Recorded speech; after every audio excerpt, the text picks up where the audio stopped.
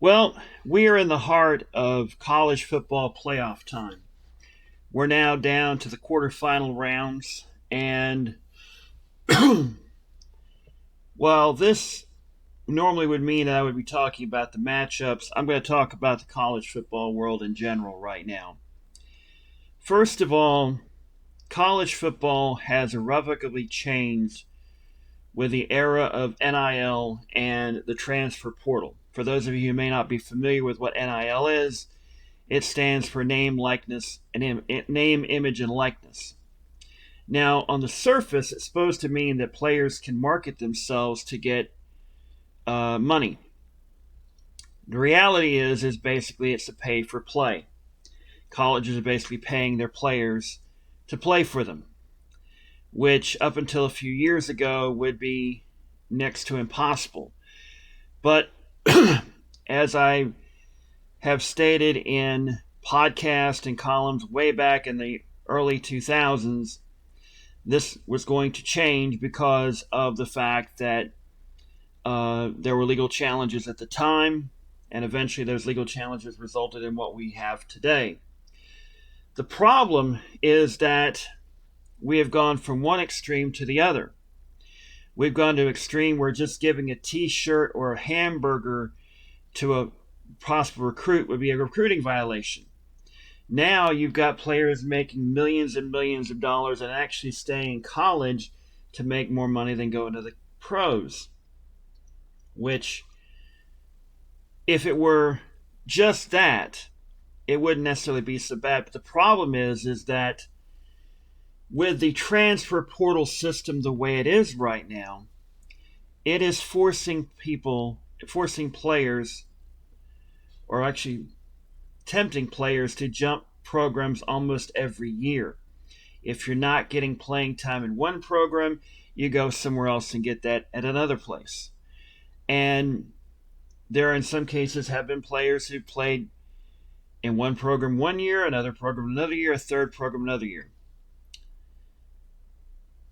Just because you have a choice does not mean that it's the right choice for you. There is something that my mom said a long time ago. She said, just because you've got the right to do something doesn't mean it's the right thing to do. And in many cases, I think the fact that these players have the right to jump to another school does not necessarily mean it's the right thing for them. And there needs to be reform in both the NIL and the transfer portal system. First of all, I think they should act with these NIL agreements, they should act like a contract, where if you sign, you are committed to that program for 4 years, the full 4 years. Not just for a scholarship, but for basically the entire 4 years, like a 4-year contract in the NFL. And if you want to leave, you have to give up the future, whatever bonuses or anything like that are negotiated, the future parts of the contract. Either the other school has to buy them out, or you forfeit that, or you may have to pay back some of what you've already been paid out. Now, how is that going to work? Well, it needs to work like the NFL has contracts. Every other major league sport has contracts. The NBA, the Major League Baseball, the National Hockey League. Because it can't just be going to the highest bidder. There has to be a way to where players are encouraged to stay at the programs they stay in. Now, I know coaches are going to leave and all of that, and I think there should be an exemption to that. But there should be where if a coach goes to another program and that program wants to bring some players over, there has to be a price paid for that by the program bringing those players in. And they should pay a certain amount of money to the school they're departing from. Now, what can legally be done to force this to go to a more sensible system? I really don't. I think, first of all, we need to start thinking seriously about a collective bargaining agreement for all of college football. Secondly, I think the time has come where we have to really seriously consider splitting off excuse me, the Power Four conferences, that being the SEC, the Big Ten, the Big 12, and the ACC, off, and the others, the group of six, so to speak, form their own Division One AA, so to speak, for lack of a better term. I'm reminded of the Premiership in English soccer and the Championship in the other lower leagues. I wouldn't promote promotion and relegation because, quite frankly, our system wouldn't tolerate it. I don't think you would want to run the risk of having Alabama or LSU or Michigan or Ohio State being relegated to a group of five conference with all these massive TV contracts and all of that. The networks would never go for it. But what we can have is a system that basically keeps it to where players can only transfer freely inside the group of six or the Power Four or whatever. And if they want to transfer from a group of six to the Power Four, there has to be a price. I don't have all the answers. I wish I did. I can only suggest a few ideas. First of all, I think that if a player goes to a school, they have to commit to at least 2 years. They can't just leave. They have to commit to at least 2 years of being at that program under the same coach. If the coach leaves, then you can make an exception and all that, unless the coach and the athletic department and the player come to an agreement and they decide to allow the player to leave on their terms. That would be something that would be an exception to the rule. But if the coaches like the player, they want to keep the player there, and the player wants to leave, he has to at least play there for 2 years. Secondly, they have to treat these arrangements like a contract. You can't simply break a contract and go to another school just because you want to. If you sign a contract, you have to go by that contract. Now, if a coach leaves, you can make exceptions. If there's punishments for NCAA punishments or whatever, there are exceptions can be made to the rule. But the truth is that having these players just jump from one program to another as freely as they do is detrimental to the sport, and it's basically making the group of six in the Division II and Division III and the FCS basically a farm league, a feeder league to the group of four, the Power Four. And that's not what college football should be about. How do we fix this? Well, I don't expect Congress or the president to do anything about it because it's not politically popular. There may be some talk about it. I don't see that happening for the simple reason is the voters think there's far more important things that their politicians should be doing than worrying about college athletes making millions of dollars. So it comes down to the NCAA. Will the NCAA finally get to where, excuse me, my apologies, I'm still an amateur at this. This is my hobby, basically. But going back to the point, the NCAA has to get their power back to get this to where you have a system in place to where the players can't just jump. The coaches have a little more power to kind of grow players and all of that. It's a system, I think, that in a lot of ways, when this came about a few years ago, it went from being this very strict system where the power lie in the coaches and the universities to now the players have all the power, seemingly. It's become this system that in many ways I just don't think will last a long period of time, because why have a college system when the NFL can simply create their own minor league, sign players out of high school and create their own and run it themselves? It'd make a whole lot more sense that way. But, really, yeah, case of the afternoon yawns. My apology there. But here's the thing. If we can't fix this, if we can't find a way to fix this, then why follow college sports? It's basically minor league. That's what it is. It's basically minor leagues now. And you're having donors spend millions and millions of dollars on these programs, these athletes and such, in a time where these universities and colleges are facing financial strain for a variety of reasons. Um, and this is a situation where I think eventually there's going to be a backlash. And eventually there are going to be universities going, you know what? We don't need this anymore. Um, and I think it's coming. I honestly believe that within the next 10 years, there's going to be a major backlash. And you could see programs, universities say, hey, we don't need this. You know, I'm reminded about a century ago, the University of Chicago was a Big Ten team, was a very well-known college football program. But the university decided they did not want to sacrifice academics anymore for athletics. And they made the decision to get rid of their football team. And I think for a while there, pretty much every athletic program, I think they eventually brought some back, but not the football team. I think they have a club team, but not a full-fledged intercollegiate football team. That could happen. I could see the Ivy League doing it.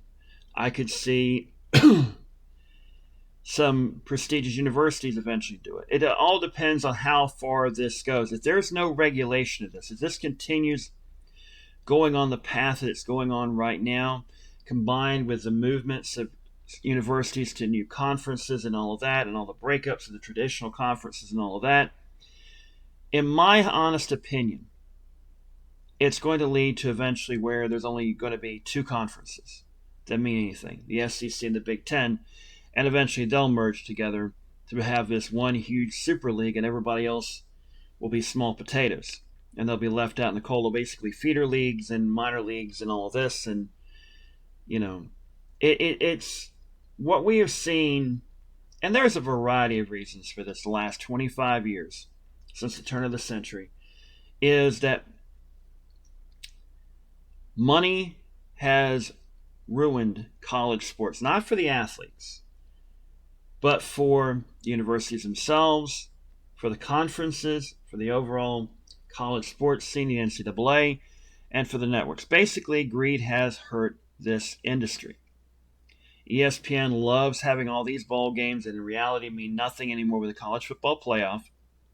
It's just content to them. The schools, in some cases, actually lose money on some of these bowl games. If you're a smaller school, in some cases, you are going to lose money on it because you don't get the big payout. And now, all of a sudden, you're running the risk of the smaller schools not being able to play the bigger schools because the bigger schools want to play programs that will give them more of an opportunity to make it. So they may play more of the Power Four schools in other conferences that will get them into the college football playoff and less likely to play a FCS school or power or a group of six school. And that's a problem. That is a big problem because those programs need those big paydays in order to survive and thrive. Now, will we see revenue sharing? Possible. I think that you could see a wide swath of revenue sharing coming up, not just within conferences, but within the entirety of the NCAA, of the divisions. Division one, whether you have a Power Four or group of five, so to speak, or group of six, so to speak, it all depends upon how far along we go with this. And I don't know where this is going to end. I really don't. This is something, if you told me 10 years ago that this would happen, I would not believe you. I would have thought you'd been crazy to think something like this would happen. But here we are in the reality that we are facing a situation where you have a very, very, very chaotic and very toxic environment to where in my honest opinion, I honestly believe that you're going to see college football eventually become a few haves and a lot of have-nots, and a lot of programs that have shown promise of maybe making it to a Power Four conference will never make it, and they may very well become to the point where they're basically no more than just going back to where they were in Division One AA. I hate seeing it that way, but that's the God's honest truth. I wish it were different. I truly do. But the reality is we are faced with a situation where in college sports today, the big three sports, which are basically college football, men's and women's college basketball, they're the ones getting pretty much all this money. Obviously, the football is getting more. Men's college basketball gets the second help, and women's college football pretty much gets whatever's left. And yeah, college baseball, college hockey, in some cases, will depend on where the programs are and all that. They'll get some money and all that. And there's certain areas where, like, Nebraska has a big volleyball program. Volleyball's become a big deal for women lately. I'm not so sure about the men. I don't know if they still even do men's volleyball anymore, to be honest with you. I think they still do. But what about track and field? What about field hockey? What about lacrosse? What about all these other smaller sports, wrestling, swimming, water polo, things like that? What's going to happen to them? And on a bigger question, what about non-athletic stuff at these universities? Are we just simply going to turn them into how much money is being wasted on these huge, gigantic salaries and all this money being spent on college football programs that could be used for other means? I mean, that's something that needs to be addressed. Now, a lot of these are done by boosters and all that, but let's face it, that money could be used for other purposes and such. So that's something we need to think about. Now, how do we go about this? What way can we get the NCAA to actually rein this in? What about the networks? Can they do anything? Because they want content. If they don't have enough content for the colleges, they're going to have to find it somewhere else. And it could eventually cost the NCAA even more down the road. This is a complex question that I wish I had more of an answer for you, but unfortunately I don't. I think the biggest problem we face today is the fact that we cannot fix what has already been broken. We can try to go back to it, but I don't think it'll work. We need to get the system to where it can be a system that the players can still make money, but they're not jumping here, there, and everywhere. Where the college football program, the smaller programs at least have a shot at keeping players or getting something in return for those players leaving. That is something important, because what's happening is the programs in the group of six in FCS, in Division II and Division III, they're going to lose out on this because they're not getting compensated for this when a player moves to a bigger school.